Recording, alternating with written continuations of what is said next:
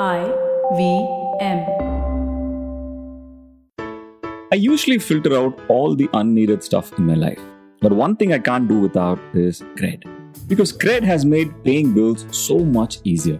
It helps you pay your credit card bills, tells you when your bill is due, and looks for hidden charges on your bills as well. It's like a friend I never knew I needed. So don't miss out. Just download cred.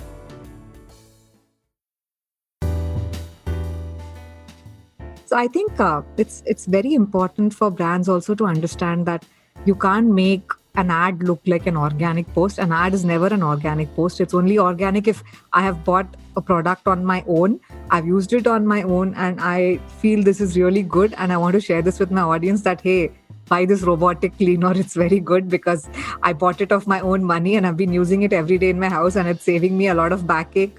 And that is an organic post. And a branded post is never going to sound the same or look the same. So I think the onus is very much on these bigger companies because the power is so one-sided.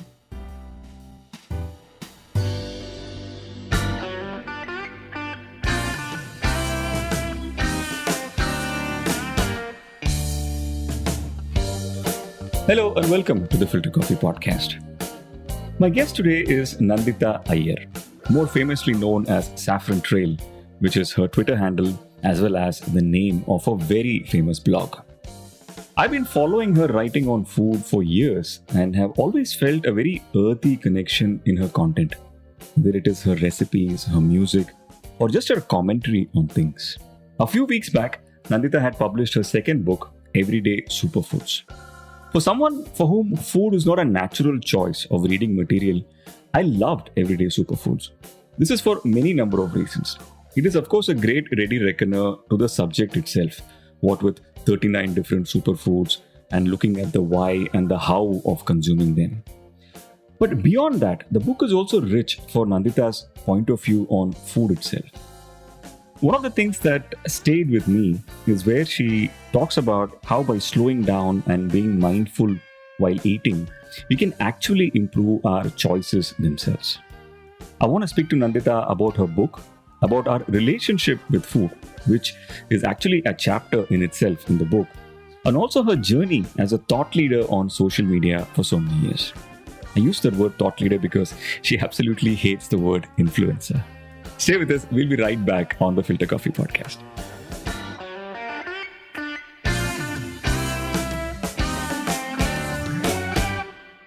Welcome to the Filter Coffee Podcast, Nandita. How are you doing? Hey, Karthik, I'm doing good. And I'm happy to be on this podcast and I'm looking forward to the conversation. Nandita, I've been probably one of the earliest followers and a fan of your blog. I think I started reading it when I was probably living outside the country in the late 2000s. At that point, writing on food was not so much of a thing, right? In the mid late 2000s, I'm assuming it would have been a fairly romantic idea for someone to say that, hey, eventually I'll make a living out of being a food blogger. How do you feel about writing then and now when writing about food is an industry in itself and there is so much buzz around every aspect of it on social media? You're very right. I started my blog over 15 years ago. It was in March 2006. And it was pretty much just a digital diary of my kitchen experiments because I was a newbie cook with hardly any experience. And I just wanted to keep a record of the things that turn out half decent so I can, repeat them myself because I would just throw something, a handful of this, a pinch of that. And if the dish turned out good, I did want to make it again. So this would give me a good record of what did I actually put in the dish. So it was for as silly a reason as that that I started my blog, and because I was fairly comfortable using the Blogger platform, and it was very intuitive, and it didn't require any like tech skills to get started. So I thought this is a good space because if I write it in a notebook or a diary, I might end up losing it, or it's not easily searchable. So that was the only reason I started my blog, and at that point of time, I didn't even know that this term food blog existed. And I didn't know that there were many others like me who were like logging their recipes online for various reasons. I think a lot of Indians who were staying abroad at that time and they wanted to stay in touch with their traditional cuisine or their mom's recipes or their grandmother's cooking. And this was a good way to put it all in one place.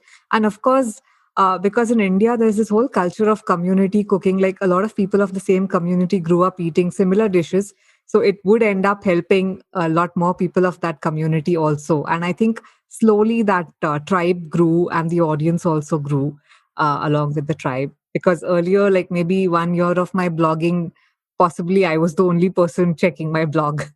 And, slowly other food bloggers started checking. And then thanks to this Google search and stuff, people were actually searching for recipes online in Yeah. the later years. And then people would start coming through Google, and then social media happened. So there was another space to share your blog and your, recipes and your posts. So it was like a gradual build up of what was just like a personal diary to start with. And of course, when it comes to food, it was actually a very basic everyday thing, right? Even in the early 2000s, it wasn't anything fancy. It was not something where a home cook just treated it as your everyday mundane chore that you had to feed 2 or 3 meals to your family every day. And it was nothing beyond that. If anything, it was quite boring and it wasn't fun. And I think just over the years, thanks to media and food shows and a lot of things, and social media, of course, the whole glamour has been attached to food, which of course is still like a privileged a view of food, because for the everyday person, it's still a chore and it's still a thing that has to be done. But there is at the other extreme, there's where food is just like visual pleasure, creativity, and a glamour, and what's trending and that kind of thing, right? So Yeah. there is this whole spectrum of food that goes from a boring chore to something that's a creative showcase. And I think different people are on different points of that spectrum, and the same person can be on different points of the spectrum depending on what day it is or depending on what stage they are in their life. Like if I'm cooking every day, I'm just like, okay, let me get this done with. But if I'm cooking for friends, which seems like a distant memory right now, I would always think of, oh, how can I make this more beautiful, or how can I create something amazing or something more memorable that my friends will remember and they will love to eat. So even I swing between those different, in different parts of that spectrum. There's always space for a creative kind of cooking, and there's space for everyday kind of cooking.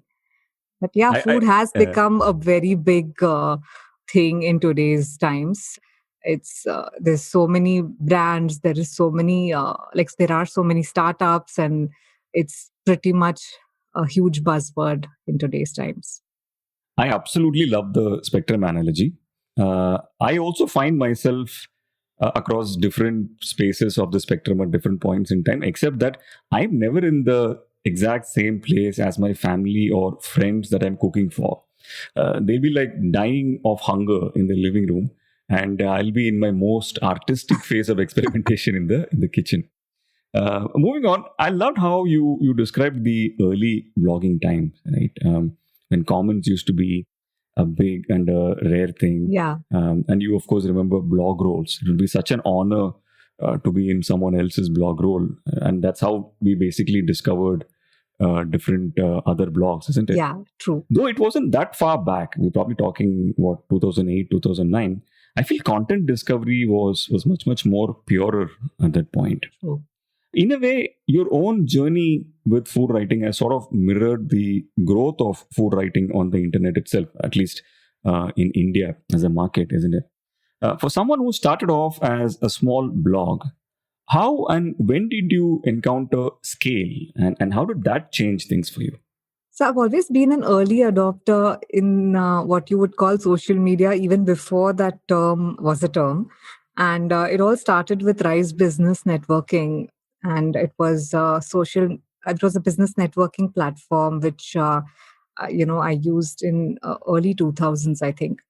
And I ended up, knowing and coming across a lot of people from absolutely varied fields, which I was not exposed to until then, given my medical background, and knowing people from a very limited circle who are all, either studied medicine or who are doing similar things. So it was my first exposure to people who are doing so many different things, and that platform brought everybody together.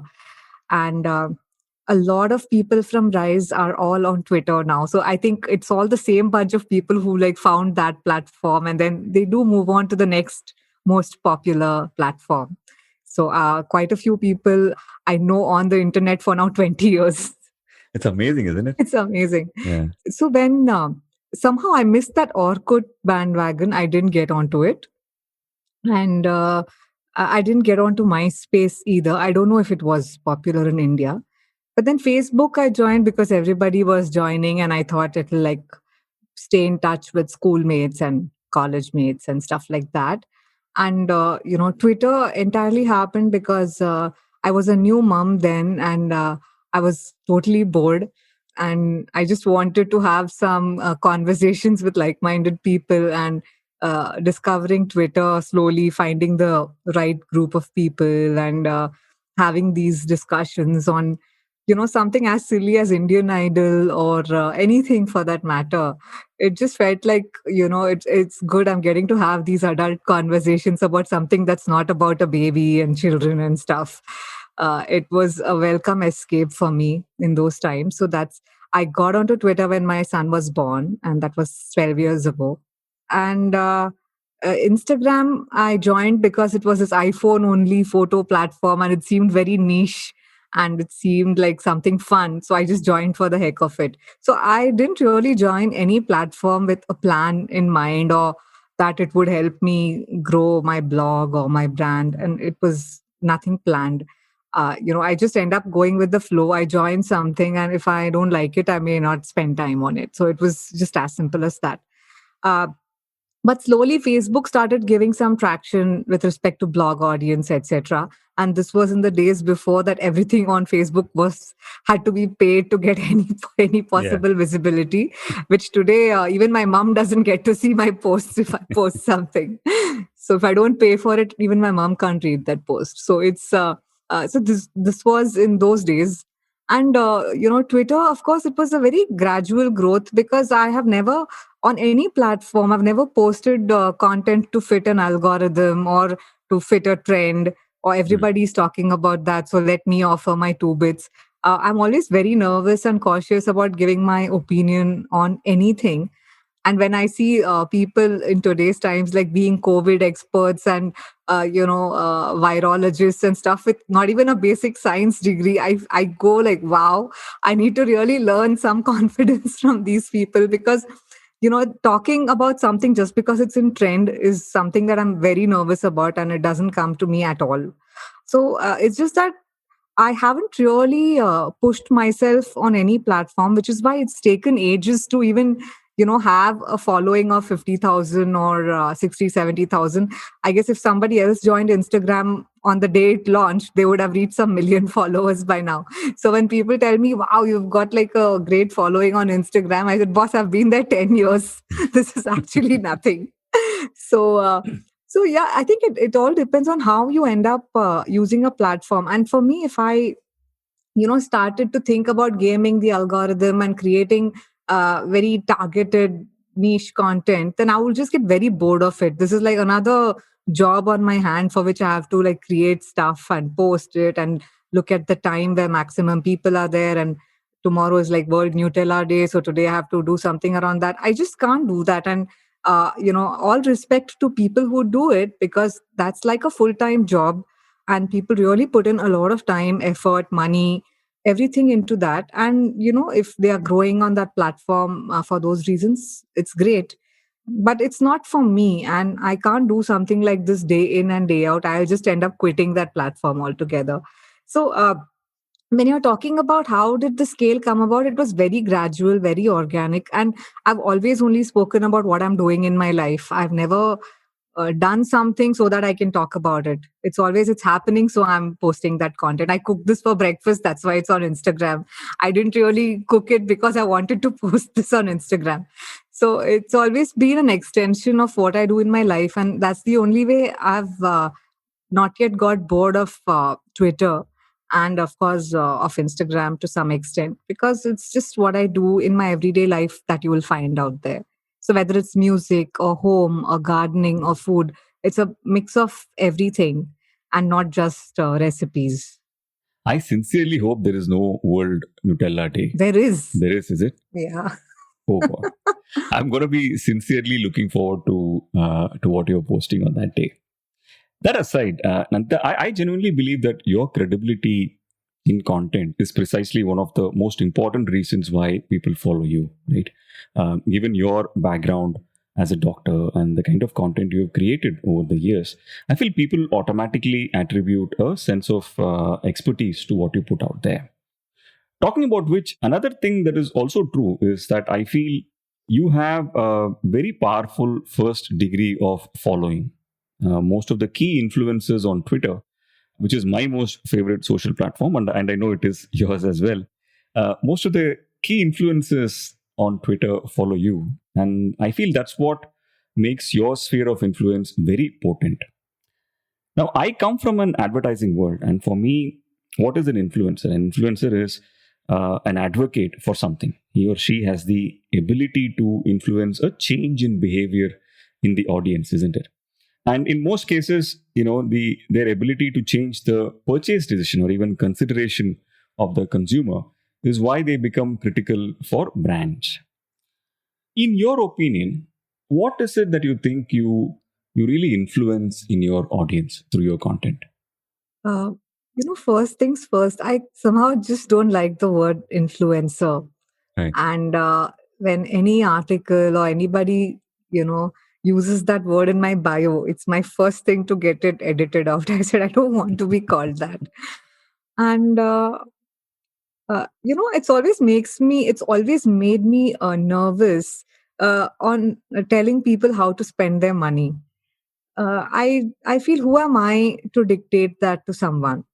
And that's why I've always been very tentative in working with brands. I have worked with brands over the last 10 years, but it's after a lot of thought. And in the early days, like very early days of digital media, and when people had just woken up, agencies had just woken up to the existence of bloggers as this easy way to reach out to an audience, I would literally see any such mail and I would delete it, because I didn't know how to respond to this. I didn't know what to charge them, or should I even charge them? How should I create this content? How should I tell my audience, hey, buy this thing? So my first thing would be to like either delete or mark it as spam. So I just lost out on a whole bunch of initial campaigns for even like over a year. And like, what is a rate card and how much should I be charging for things I post on social media? It was like Mm. a very weird kind of a situation, and I didn't even know how to approach it. And it was not like there were too many of such people to even ask them, like, what is the protocol? How do we go about this? Yeah. We didn't know anything. It was a brand new world of this kind of social media marketing, right? So, little later, I came to terms with like, this is how it's happening, and agencies or a brand directly contacts you and you create some content for them, and uh, people will see that and possibly get inspired to buy that product, or at least be curious about that product and go check it out. So I understood that this is the whole cycle of it. But I knew one thing from day one. I was always extremely conscious about never promoting anything which I would not use myself. Or I think just because someone is willing to pay me money, I can't possibly be associated with a brand that I won't use for myself or my family. So that was one very early criteria that I put into practice, and I'm glad that I've stuck to it till today. And the second thing, of course, was even before Instagram or Facebook had the branded partnership or a paid partnership tag, I would always disclose it myself upfront on the post. And these two things I thought that I cannot do. I cannot be a part of social media marketing if I can't follow these two rules.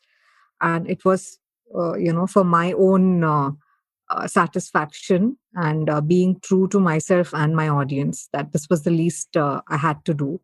So that's how it even got started. And if I talk about my day to day content on social media, and I'm not talking about paid partnerships here, I feel if I had to think about what it influences in people, I think it's more about an inspiration for a kind of a lifestyle, possibly simple living, simple cooking, some gardening, basically a meaningful and a good life, not very complicated and, not very running after things, but more creating than just buying or running after material stuff. So I think that's the life I like and I believe in. And I think because like I said, I just post what is my daily life on different platforms. So I think that's what people see and believe, because I'm not in any, while my niche is healthy vegetarian food and I like making salads and I like, cooking fresh food and, growing some food myself.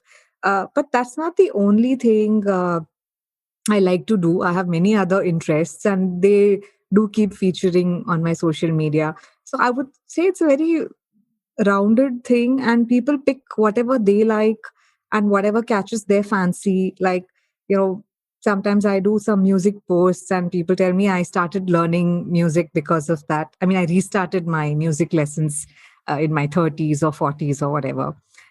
So I like that kind of influence where I'm, helping people discover their talents or pick up what they left off some years ago, or, inspired to cook something healthy, but which is also fun. So this is the kind of positive influence I like to have on people. And in this matter, I don't mind being called an influencer, but definitely not someone who's just after selling products to an audience.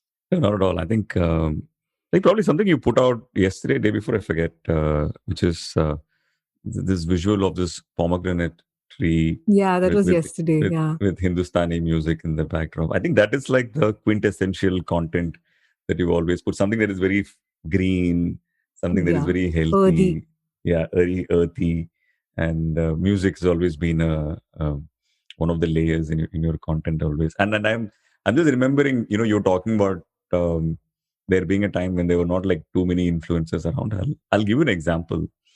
I think this is 2011 or something like that. I had just gotten into the advertising industry, and we were doing this campaign for. And I know you'll enjoy this because you're a fan of cricket as well. This is when Sachin hit his 100th 100, and he was still, I think, a brand ambassador of Boost at that point, and we had put out an anthem. If you remember, Dhanush had sung that anthem. This is immediately after the Kolaveri days Okay. and all of that. And we thought of, how do we get more people to watch this anthem? This is almost a decade back. And we were saying that let's use people who are like popular on social media. We didn't even have the word influencer at that point. And as someone who was on Twitter myself at that point, I had most of the people with large fan following, their phone numbers in my phone. So there was like these 25, 30 people from like Karthik Srinivasan. I didn't, of course, have your contact details, but you get my point. There were like some 10, 15 Yeah. people, and most of them were like two calls away, right? Like, and I could have always asked them to sort of talk about this piece of content. And from there to today, when we do this, we have this AI based engine where we are helping brands discover influencers who are This out. reminds Yeah, me of weddings in the earlier times when people would either personally just drop into their house or call them and say, hey, this is the date, yeah, just land up. And today you have like full event management companies with exactly. hashtags doing weddings. So it's come a long way. Yeah. We spoke about you, but generally, when you see what is happening in this space around you, what do you like about it, and what do you not so like so much? What is happening in the world of advocacy, as we call it, and influencers? In terms of there is, of course, a lot of creativity. There's a lot of inspiration from the kind of content that people create. And you can get inspired from the passion with which people create content, the regularity with which people put it out there, and the kind of creativity that just goes into either making a video or taking a photograph or writing a post. There are different levels of creativity that go into making any kind of content, right? Be it Instagram or, I mean, I'm mostly, let's talk about Instagram here, because Twitter is still mostly a text kind of medium, though all other aspects are there, but I still see it as a text medium. So that, of course, is there to like.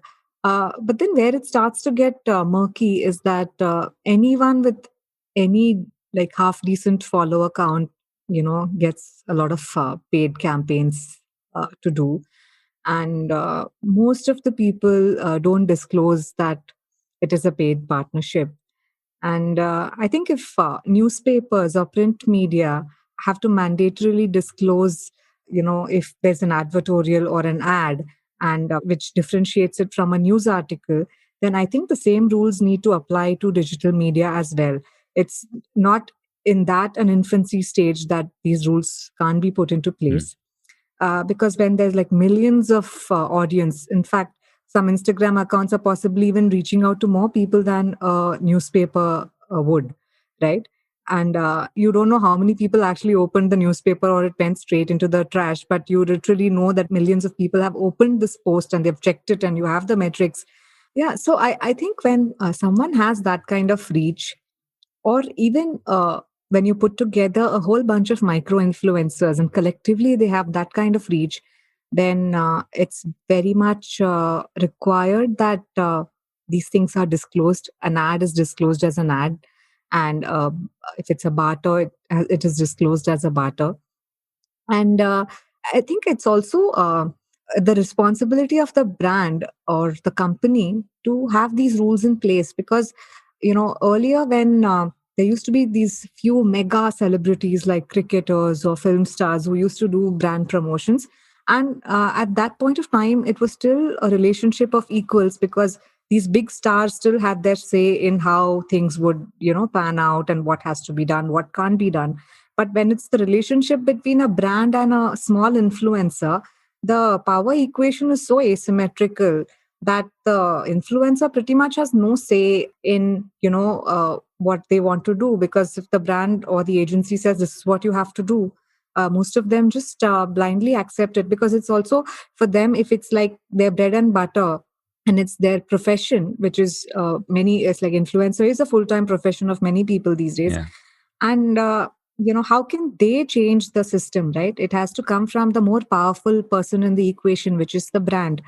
And if a brand believes that somebody posting a picture of their product with hashtags and tagging them is going to look like organic content, I don't know who they are fooling out here, because anyone, anybody can see that this is a sponsored content. Then why not just disclose it up front?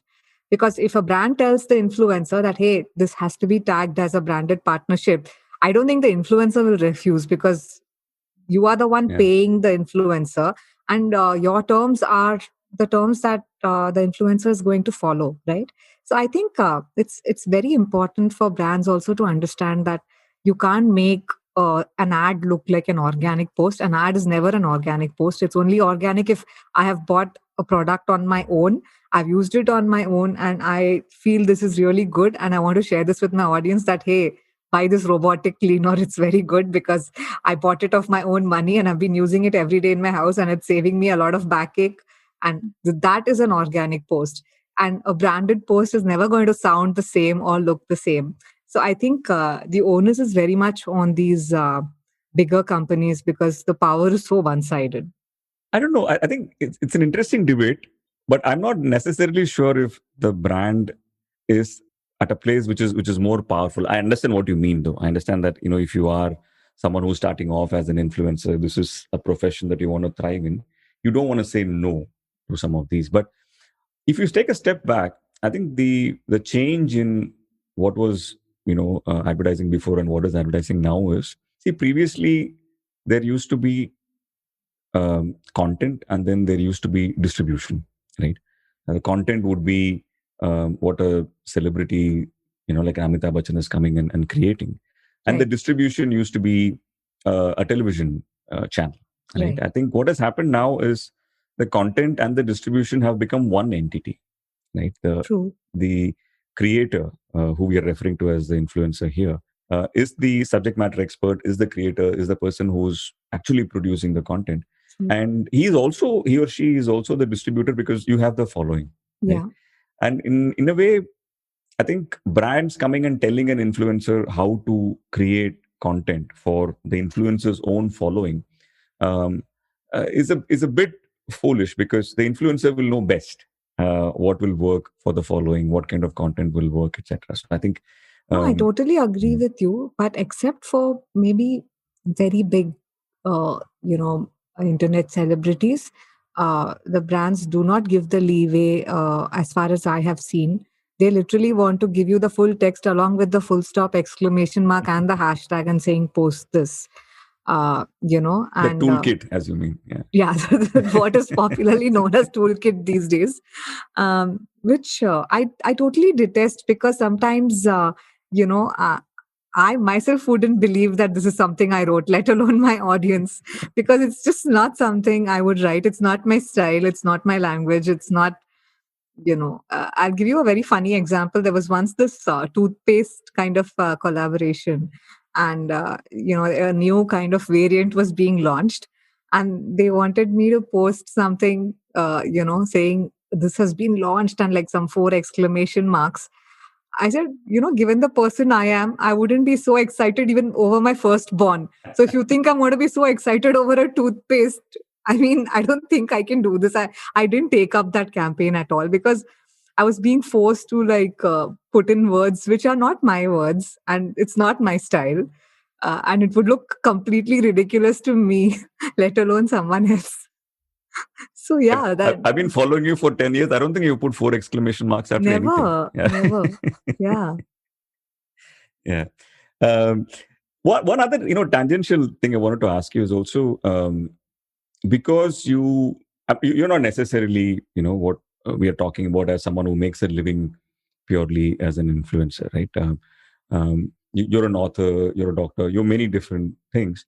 But as someone who can influence, a large following, as someone who potentially at some point would want to work with brands, does it also sort of make you think twice before posting something which you would have otherwise done, say something politically, or something to do with the religion? I know you're not the religious type, but does it make you think twice before you post something like that? Yeah, I think early days of social media, we were pretty much uncensored, and it was Yeah. like a stream of consciousness. You just want to type something and just hit send.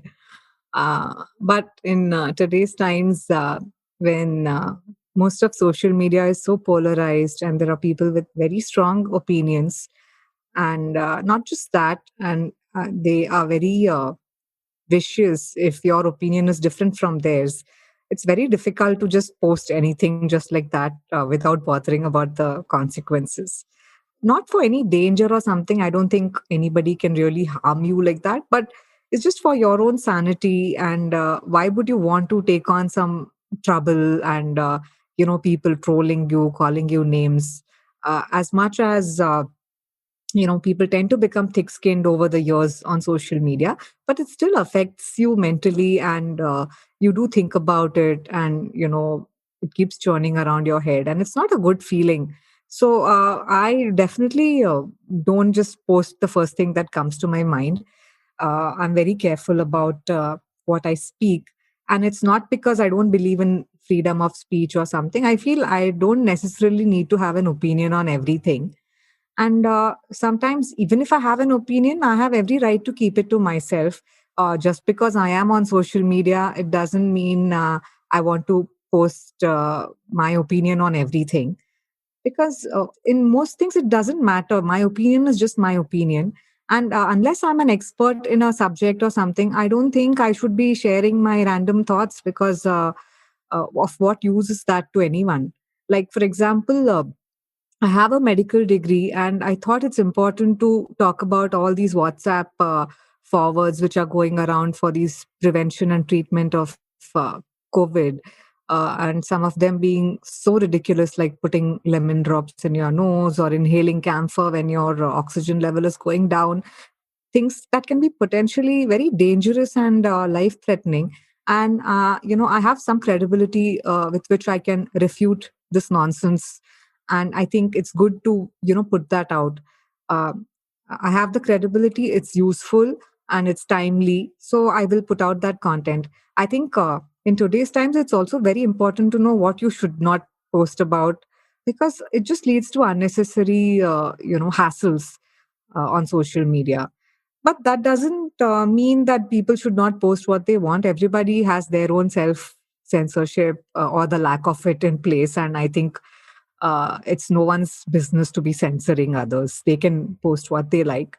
And also, if nobody's forcing anyone to follow them or read them, and if you don't like it, you can either not engage with it, or you can mute it, or you can Yeah. block it. There are Yeah. so many options. So I don't get this whole thing about people going all crazy that, oh, that person wrote these posts, or this is tone deaf, or that is not tone deaf. I mean, you read what you want to read, because also in the current times, people posting anything other than COVID is judged as tone deaf. But this may just be someone else's method to cope with this Hmm. severe anxiety situation that we are in the present times. So if I'm cooking something, or if I'm posting a music, that does not mean I'm not empathetic, or I'm not affected by the things that are going on around me. So I think we all need to be a less judgmental out here and do whatever works for you. I have decided that I'm on social media for some of these reasons. I want to share my food posts, I want to share some healthcare, nutrition, music, and these are my subjects, if you will. And this is what I like talking about.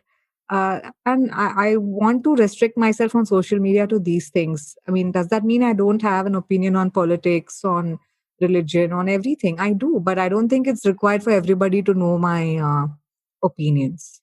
Yeah, and I think it's as you were talking, I was just thinking that it's almost like people are thinking out loud through tweets Very and much everything so. else. Everything that is The happening in US this. president used Yeah. to think out loud on social Yes. media, for God's sake. Yeah. So who are we? Except I mean, that by itself doesn't sound very harmful or diabolic, except when you do that with an intention to hurt. Yeah. I think that is where things get very dark and absolutely unnecessary and toxic and all of that. Right. At this point, I wanted to move to talking about as someone who grew up, in Bombay and then became a doctor and then became someone who writes about food, etc. What has been your relationship with food, and at what point did it become important in your life? Because I mean, food is important from the second we are born, from a nutrition perspective, but intellectually, at what point did it become important in your life? I think growing up in a Tamil middle class family, which was a vegetarian family, we had like a very set lunch and dinner, and it was Tamil vegetarian food. And it's not like my grandmother and my mom, they were not into cooking other kinds of cuisine and stuff. I think the only person in my family who was into trying something different was my aunt, and she still does. So I think she was one of the, I would definitely look forward to something when either she was cooking or when she was coming over. I knew she would get something nice. So I that was my earliest recognition of what is an everyday food and what is like something which is a bit unusual, and there's some surprise element, and it's not an everyday thing. What would she do? So, like, she used to read a lot of magazines and cut out the recipes, because those days there was not nothing on TV as such, but magazines and stuff. And then she would try that out, like trying to make cake in the pressure cooker, or putting leftover sabzi in bread and frying that as a bread roll. Those kind of fun things which I never got on a daily basis to eat. And it seemed so much exciting, and it was really, a good change from the everyday sambar, rasam, rice, idli, dosa, and which was like this absolute staple everyday food. So growing up, it was, and we hardly went to many restaurants. There were like a couple of restaurants in Bombay. It was not like we were trying new restaurants. Whenever we had to eat out, we would only go to those two restaurants, and I would order the same dish. Which so, ones are these? so we would go to this place called Yogi in Sion Circle, I think it's located in. And my favorite thing there was that malai kofta and tandoori roti or something. So that Oh, wow. I would just order that every time as a kid. And the other place I loved was the Pritam Da Dhaba. So, which had this whole outdoor section where you could sit on those rope beds, and they would serve you even water in these huge copper or brass tumblers. And they This is would on your be, way to Borivali. no, the Pritam Da Dhaba is in Dadar, the Ah, Dadar okay, okay. place. It's still there. It's still very much there. In fact, I went searching for it some few years ago just for the nostalgia sake. They used to make these huge rumali rotis up in the air and all, which was like very fascinating when I was a kid. So yeah, so this was the extent of my exposure to food, if you will. I think the real exposure happened because after that, of course, medical college, you literally have no time for anything other than studies and breathing. And there's no, forget about food and cooking, like whatever was in the canteen, you would just close your eyes and eat that while studying your book. There was no time to even enjoy food. And I think the first, my understanding and exposure to food, which was other than my own cuisine, was when I went to the US for a year after I got married. And just, the 24 by 7 food channel, the supermarkets, which were like stuffed to the gills, and you wouldn't know what to buy and what to leave out.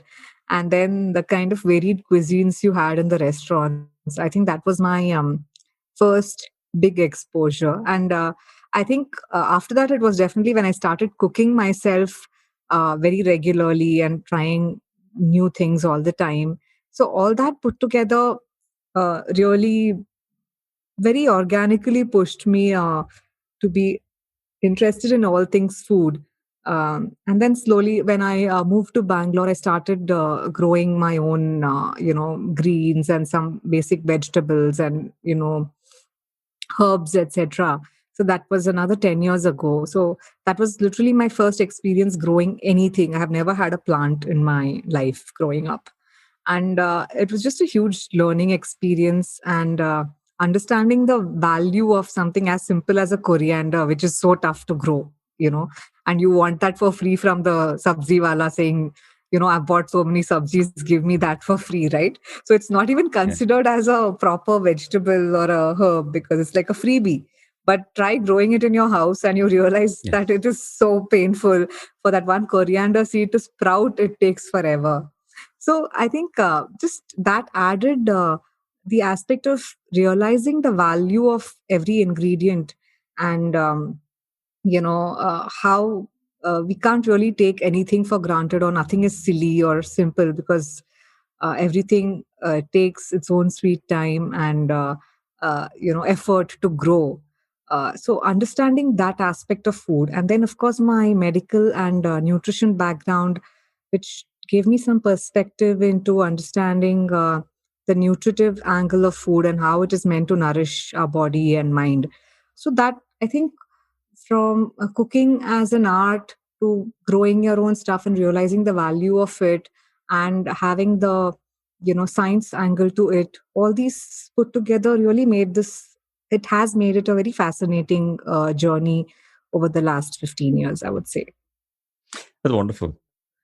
Just sticking on to that part. By the way, when we were talking about Malai Kofta in Pritam Da Dhaba, I was reminded of my own food adventures when I was young, growing up in Chennai. Okay. Our idea of fancy dinner used to be having going to the nearest Saravana Bhavan and having fried rice with paneer butter masala, and that's something we'll have like once in probably 6 months or so. It was that special. Yeah. And Once this, in 6 months was the same kind of thing correct. here also. Yeah. Yeah. Yeah. 3 months or 6 months. And this paneer butter masala, I don't think this is as popular in the rest of the universe as it is in Chennai. Like in Chennai, that's like the quintessential North Indian food, right? Gourmet too. And gourmet. Yeah. It's amazing. Yeah. Um, Moving on to your book, Everyday Superfoods, one of the striking things about it is how it is very relatable and applicable to everyday life. For example, your first two chapters are actually you setting up the stage eventually before you talk about superfoods themselves. And in these two chapters, you're talking about our relationship with food and how it is as much about the how as it is the what, isn't it? Um, Even when you get to the superfoods part, what I found is that it's not so much about a listicle of what they are and what their benefits are, but a very practical understanding of how we can use them, where we can find them, etc. Talk to us a little bit about what you referred to in the earlier chapters as our relationship with food. Right. So my book, Everyday Superfoods, I was very clear that I didn't want it to be like a listicle of superfoods that one should be eating, because that is honestly something you can find anywhere on the internet. And it's about how you can actually incorporate these in your everyday diet, without going through too much trouble of, trying to source it from different gourmet stores or paying an arm and a leg for these ingredients. And again, taking a step back from that, how good is your existing diet and your lifestyle? Because if you want to include these superfoods, but your existing diet is full of processed foods, those superfoods are not going to rescue you from that kind of diet. So, taking a step back to examine what exactly are we eating, and of course, how are we eating, and what is our deeper relationship with food? Are we just eating for the heck of it? Or are we actually enjoying the process of buying the ingredients, cooking, sitting together, eating? Is it an experience?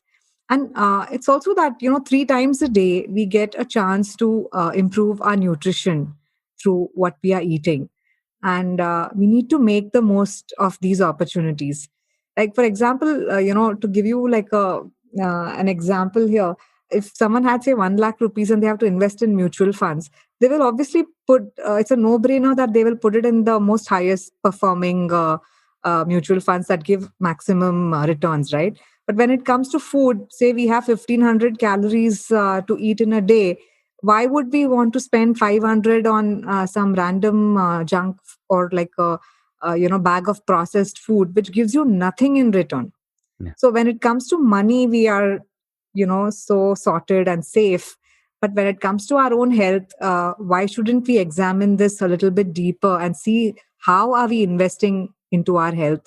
How are we making the most of including all the foods that are good for us in a way that we like it? I'm not saying eat bland steamed food or eat raw vegetables, but incorporating it into your day to day life. And I think we all can take a moment to examine what are we doing with our food, because see, knowledge is everywhere, and everyone reads books and websites and everything.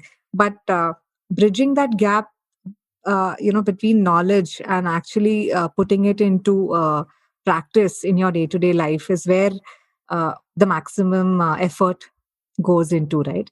Like, I know what I should do, but am I actually doing all that in my day to day life? I may not be. Like, many a days I'm watching something and eating myself.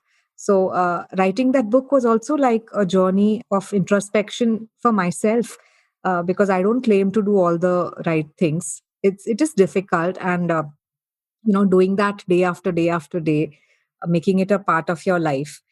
So that's why my book, the second chapter, is all about exploring your relationship with food, and uh, understanding the different aspects of it. Like, do you know what are the ingredients that have gone into this? Where did these ingredients grow?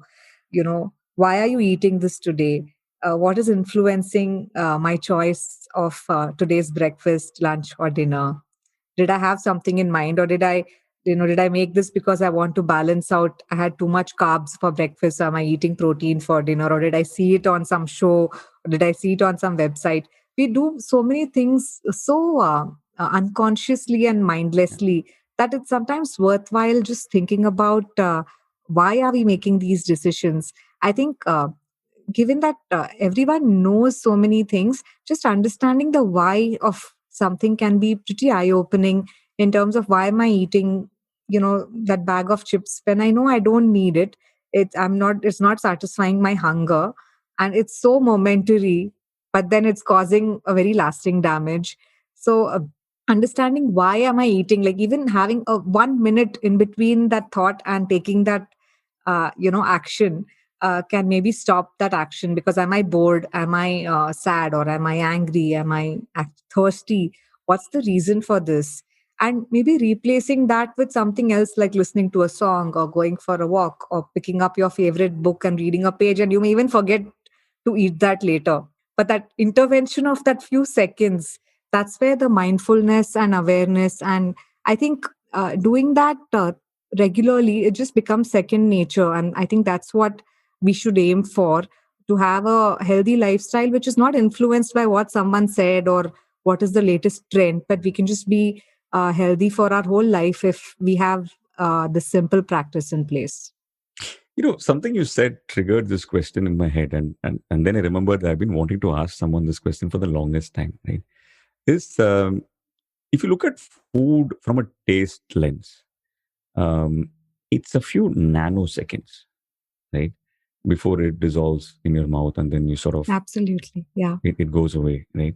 And of course, the impact of food, of course, stays on for hours, if not days. If you look at human behavior, right? You take people consuming alcohol for some reason, right? There is no shot that has ever tasted nice. People don't drink shots because They make such a disgusting face after exactly right. drinking that. Yeah. So they consume it because they're invested in the feeling after, right? The people are invested in what they feel is the high they get after having a shot, right? But when it comes to food, do we sort of give too much importance to taste? Taste is brilliant. Taste is important, right? We all crave for that cookie or that fried food, the crunchiness, all of that is important. But given it's such a fleeting moment ka thing, have you ever felt that we overemphasize taste? This is a very valid and deep question, but it's beyond taste, right? It is that dopamine rush that your brain gives you, and we are addicted to that dopamine rush. And even the thought that, I will have this cookie after our conversation is over, even the anticipation of that does trigger the release of dopamine in my brain. So, that keeps in the circuit, and it just keeps my mind on it all the time. And as soon as our conversation is over, I may straight go for that cookie just to satisfy that dopamine hit. So I think it is this that's why a lot of people, we all know what is good for us, but it is this kind of wiring and neurotransmitters that make our behavior what it is, that makes us not be in control of our actions. So somewhere I think just training our mind constantly, or uh, training ourselves to have healthier treats instead of reaching out for something that's processed or sugary. Now, if I tell myself that I'm going to have some carrot sticks after this, I'm not going to be that keen to eat it myself, right? There's no dopamine in that. Yeah. So no dopamine in that. So then I'll eat only if I'm really hungry. I won't eat for the dopamine hit. So I think, and also trying to get that pleasure sensation from other things than food. Like I said, whether it's putting on a face mask, or whether it's listening to a music, or indulging in some other aspect of self-care than feeding yourself that processed food, which, is a part of the dopamine circle in your brain. No, I agree. No, and I asked you that question also because in those first two chapters, you also talk about how food is as much about energy levels and your mood even. Yeah. And you also talk about how it's important for us to keep a diary of what we are eating, and how do we feel from an energy perspective after that, over a period of time, so that we discover these and build a consciousness for food around us, right? Yeah. um, and all of this sort of comes when you create the environment to consume food, right? I know you talk about this in the book, but can you talk about what is the right environment that we should create for ourselves when we're eating? See, regarding the diary, also, it's just in the initial few days when you are trying to, reconfigure your relationship with food. You're trying to understand, because all of us, we go about this process so mindlessly. Either someone else is cooking for us, or we order it from outside, or we have some partly processed ingredients which we are quickly putting it together, and it's just to invest ourselves a bit more into the process, uh, and also to understand what are we eating, why are we eating. So that diary helps in keeping a sort of record for 2 to 3 days, and it's not required to do it every day, because the same thing will get repeated anyway. So you know uh, I might have just been thirsty or bored, or upset. So there's not too many triggers for these kind of food reactions. As I was reading the book, and the one thing that was clear to me as I was reading the part about the first two sections, which is your relationship with food, and also about the way you've spoken about the superfoods, which is not just listing them out, but also talking about what is the best way in which you can use them, etc. It dawned on me that if someone is running the kitchen of a household, it's an extraordinary job, and we all know that. But it is also very akin to someone being the editor of a newspaper, so to say, right? The reason I'm using this metaphor slash analogy is there are so many things one has to keep in mind, isn't it? One, there has to be variety in it, so people feel excited about what they're eating. It has to be very, very healthy, and it also has to be at some level thinking about what is local, what is sustainable, and all of these things, right? It's the job of a superhero almost. But when you sort of define it, what are the thumb rules that, when you're curating something like this, what are the thumb rules that someone should keep in mind? Karthik, this is such a good question, because I think cooking for somebody is the highest act of being invested in their well-being, and I think showing your affection and love for someone. I don't think there is anything that comes close to it when you do something day in and day out, and especially when there are so many elements involved in it, right from buying the stuff, even that has so many different choices that you have to make, then figuring out what to cook, and the process of cooking itself, then serving, then cleaning, and then you're back to square one where you're again thinking about what to cook. So it's a never ending thankless job, and especially in a country like India, a survey has shown that this job is handled by women 98% of the households.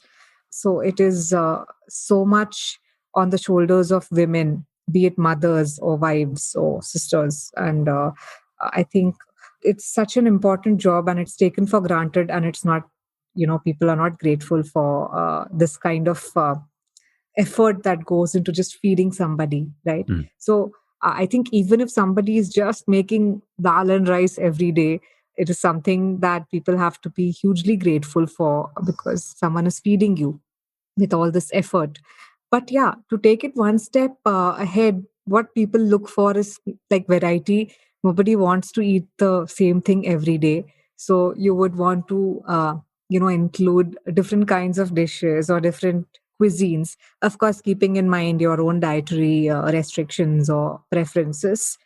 um, then secondly, to see if it is balanced, like if you've had too much rice in lunchtime, can dinner be something a bit more protein rich to balance that out? Of course, this of course comes from a place of privilege where people can even make choices about what to eat, because a lot of the lower middle class and the people who just need some calories to fill their stomach, right? Having these kind of choices of variety and nutritional benefits which are coming from food, that is, of course, the choice of the privileged. And while I say that, I definitely recognize that aspect of it. That even the quest for superfoods and to consume more healthy foods and stuff, that's also from a place of huge privilege, right? So for other people, just few square meals, a couple of square meals a day itself is a luxury. So coming back to the point, one of course is the variety. One is if it is balanced, and then you want some special treats and stuff for like special days or like kids asked for it. So that's another thing. Of course, visually appealing. There are so many aspects to food, and just putting it all and sitting in front of the television and gobbling it down doesn't do the justice that you need to do when there's so much thought and effort going into cooking this food. Sometimes I feel I spent 2 hours cooking and we finished eating in 15 minutes. This is Yeah, so ridiculous. I should never cook again. I feel like, why have I spent so much time doing this? it's a scam. But Yeah. so yeah, so it is like it is like being an editor in your house every day. Even if there was no Instagram, just trying to find out what to cook, what will everyone like, what is in season, what is healthy. There are so many different variables here, and so many things to think about before you actually put something on a plate in front of your family. Another myth that you bust in the book is also about what is local and what isn't, and how in today's globalized world these borders are really blurring. These definitions are really changing, isn't it? You make no bones about suggesting quinoa and broccoli as a superfood, and you talk about them in the same breath as you do with pepper or amla. This reminded me of a passage from Noah Harari's Sapiens, Right. where he actually calls the entire agricultural revolution of domesticating wheat and rice basically a scam. And I'm going to quote from the book. He says, "The average farmer worked harder than the average forager and got a worse diet in return. The agricultural revolution is history's biggest fraud." End quote. With what lens do you view the whole, what is local to a region sort of an argument? Right. So, talking about the thing that you spoke about from Sapiens book, uh, see, definitely the first civilizations that domesticated wheat and started consuming it, they were not as healthy as the hunter gatherers from the earlier times, who they didn't really grow anything or they didn't domesticate food. They were just going from place to place and foraging and hunting. But the next civilizations that were domesticating wheat and grains, that actually helped provide some sense of food security. And they didn't have to worry about where the next meal is going to come from. It helped increase the population, so it actually led to a civilization. Without the benefit of grains and the calorie security that it provided, it would have been very difficult. We wouldn't have even grown to be the population who we are today. So it's very difficult to feed an entire population without some calorie dense foods. And that's where grains or carbohydrates played such a huge role. So I wouldn't really dismiss it as a scam. And it is definitely, I think, it has played a very important role. And we can't have a planet of like a few billion people without, having the security of grains. So that's my viewpoint on that. And distinguishing between what's local and what's imported, etc. It's good to know like where your food is coming from, but there's also this is again a bit of a complex area. Like you know, say something is not local to Karnataka, the state where I live in India, but it's being grown in a cold tent with air conditioning, etc. Say, for example, somebody is growing some berries. Given that our weather is hotter than what berries grow in, so then if it's growing locally, but is it good because it's used up so much energy and electricity in keeping a cool tent to grow these things? So in this case, maybe it would have been just better imported that would have taken lesser energy and been a bit more greener for the planet. So there's never a very binary answer to these things. And it's actually an endless loop that you can go on thinking about, was this better, was that better? I think best thing is to keep it simple, and something like, I know if somebody is selling some greens on a cart outside my house, I know it has been grown locally. They don't even have refrigeration. So just keep it simple, and don't look for too many answers in everything. And when in doubt, just follow something that your elders followed. You don't really need to read a white paper on every ingredient to understand where it came from, what it's doing to you, how is it nutritionally. I think if our ancestors ate something and they survived, and we are here today, that means it did some good and it didn't do any harm. So I think sometimes it's good to be simple, and keeping things simple in this aspect, because not everything that's local is great, and not everything that's imported is harmful. So there's a lot of complexities in that zone. Right. No, what you said uh, makes a lot of sense because coming to think of it, even something like coffee didn't have a whole lot of, and it comes largely from the state you are in, Karnataka. It's not like Chikmagalur always had a lot of coffee, right? It's like Baba Budan a few hundred years back came and planted something there, and then that's how we know coffee, right? But to take off on another question, that what you just said sort of you spoke about how we need to keep things simple, and that actually in conclusion is the other question that I had for you, which is, it is so easy today to overthink food, right? Because even among the experts that I follow and whose books I read, including yours, there are a lot of rules and a lot of schools of thought that come in, right? And in most cases, it is a mutually exclusive set. Right? Some people talk about how it is so important to eat locally grown food, and some people talk about how it is you need to stay away from their primary approach to healthy food is to stay away from carbs and all of that, right? Because they are so mutually exclusive, right? My question to you is, what is the best way to consume knowledge on food itself, and by extension, what is the best way to read and assimilate this book as well as the content you put out on your blog? It is important to have a baseline understanding of food and nutrition. In fact, this is something that should be taught in schools and colleges, and something that we parents should be discussing with our children at home. And even in medical colleges, I believe that this should be a very important aspect of the training itself, because food is the first line of treatment, and a lifestyle change is the most important thing you can do to prevent any disease or to treat any early stage disease. I'm talking about chronic lifestyle related diseases. Uh, and we often start thinking of our health only when we lose it. We don't think of our health. We don't value our health when everything is in order. So I think first, you know, that awareness has to be there. And it's, of course, important to assimilate knowledge on the subject. But the flip side of this is that this subject is changing every single day.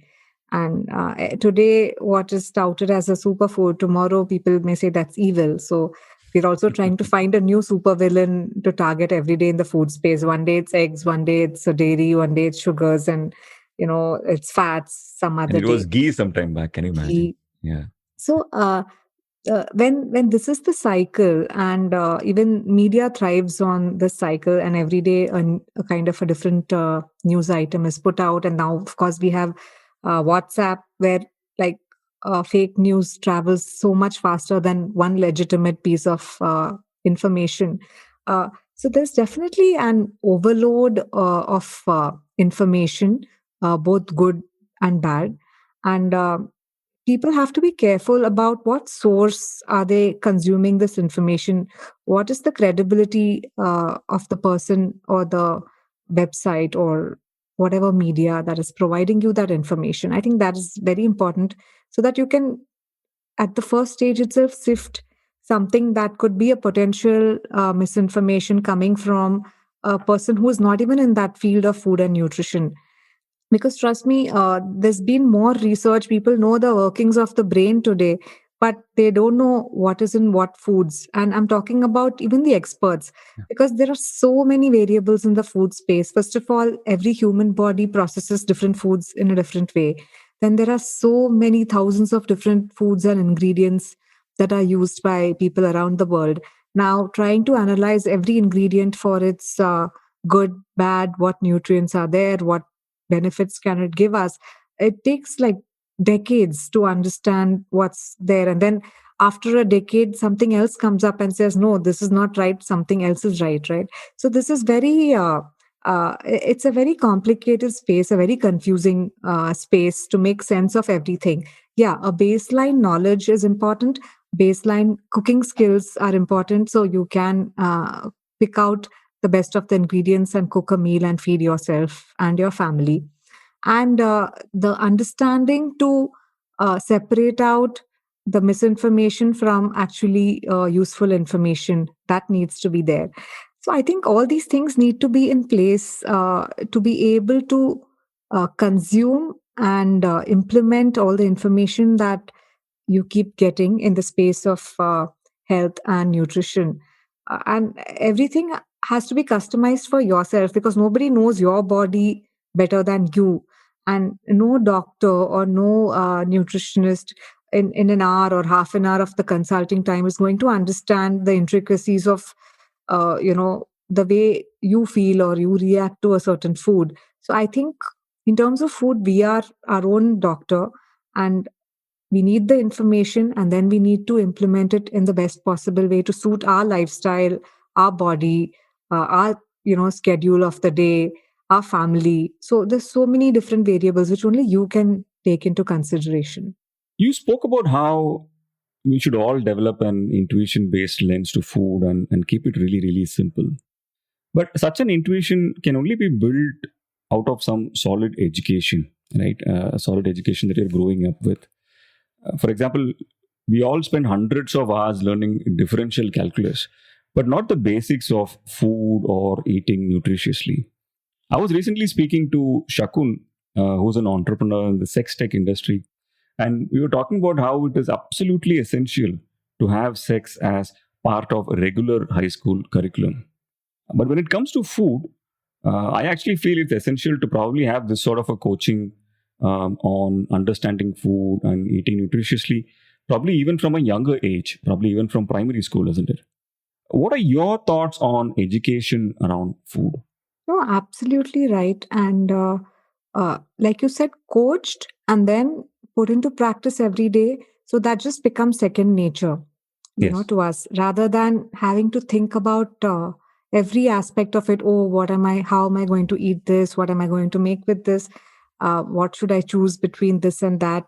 So I think this should start at a very young age. And I think even at homes, involving our kids in the kitchen, and teaching them some absolute basics, because I think kids these days only want to learn exotic things like baking or say pasta. Not pasta Mhm. is not exotic, but they only want to learn these things. They don't want to learn some very basics of how to chop a vegetable, how to make rice, how to make dal. This will help even when they leave home for college and stuff. They won't have to check YouTube on how to make rice. Yeah. So I think these are very important baseline skills, and they should be very much taught in school, like you said. Yeah, even I think I learned some integration and differentiation in maths. I beyond that name, I don't remember one thing about it. So I wish I had been taught something a little more useful for my daily life. And even those silly needlework classes are more useful for me today, because if I break a button, I know how to stitch it back, without having to throw away that whole shirt. So I think education must be a little more practical, and especially in something like food and nutrition, which is so important to our well-being. It's and forget that even in medical college we are not taught anything much about nutrition. At least when I was in college, I don't know about the curriculum now, but I would really want that it be integrated and you know not very basic, even to a certain advanced level. It is very important. Right. Nanda, we usually end the episode by asking our guest what he or she is watching, listening to, or reading. But in your case, I want to talk about what are the food centric content that you enjoyed the most, whether it is cinema or series or otherwise. So I want to start with a movie I watched last month. It's a Malayalam movie called The Great Indian Kitchen, and much has been spoken and written about it.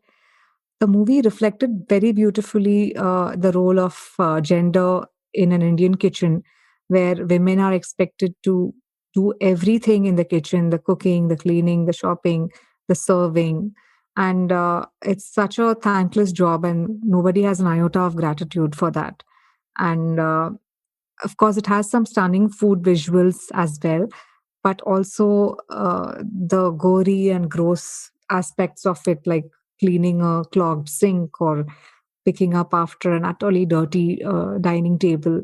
And in a time where content is so fleeting, you don't remember what you saw yesterday. This movie was very impactful, and it made me think a lot about what women face in India and within the four walls of their kitchen. And nobody even recognizes the kind of burden and the effort that it is on women's shoulders. I think it's a must watch, and it's available with subtitles. So even if you don't understand Malayalam, you can watch the movie. No, what I loved about it, sorry to interrupt you, what I loved about it is, like you said, it has some great shots of food, but it stopped just short of glorifying that. Like Yeah, it's not as much about food as it is about the repetitiveness of it and the absolutely. I yeah would have loved the movie even without those beautiful overhead yeah. camera shots of the food being cooked. That was an added bonus. But the movie was so much more than just that. And it's nice to see food and a social message, combined in one content. And I think this movie did it beautifully well.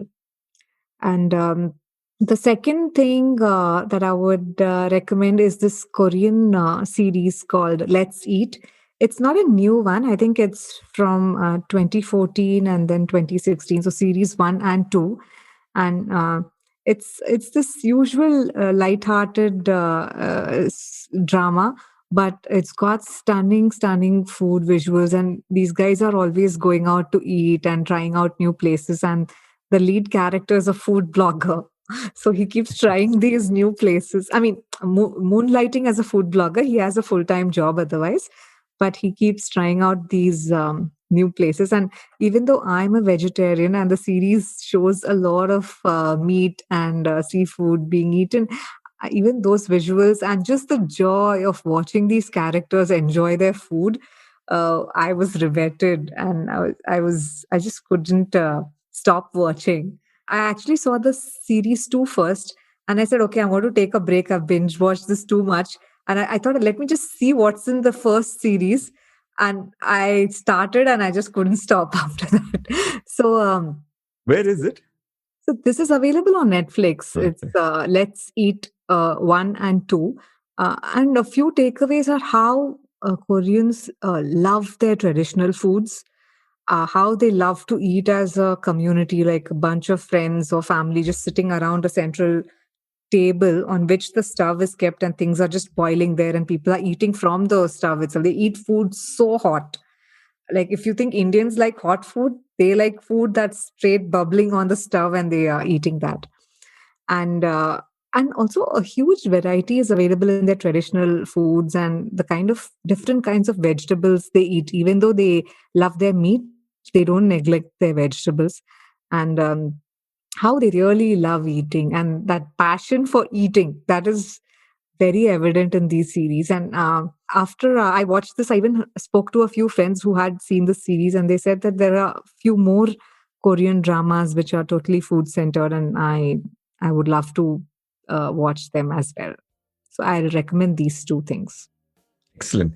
Nandita, thank you so much. That was an absolutely inspiring and enlightening chat. And good luck with everything that you're on to next. Thank you, Karthik. It was much fun being on your podcast and chatting with you. And stay safe and talk to you soon. Thank you.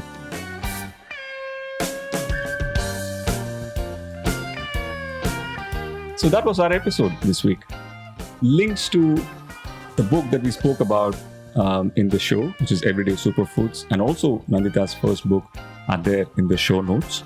If you want to follow Nandita on Twitter, it is @saffrontrail, which is also her handle on Instagram.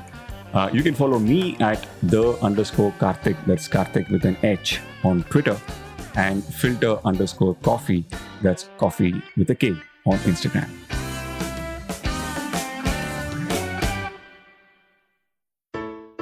I hope you enjoyed that show. If you aren't following us on social media, please do. We're IVM Podcasts on Twitter, Facebook, and Instagram.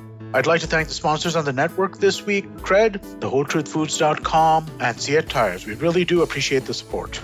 So the last year's been tough for all of us, and the second wave of COVID really hit us badly. To help those affected by the pandemic in India, the podcasting community has come together under the Pod for Change banner to raise funds through an exclusive NGO partner, Give India.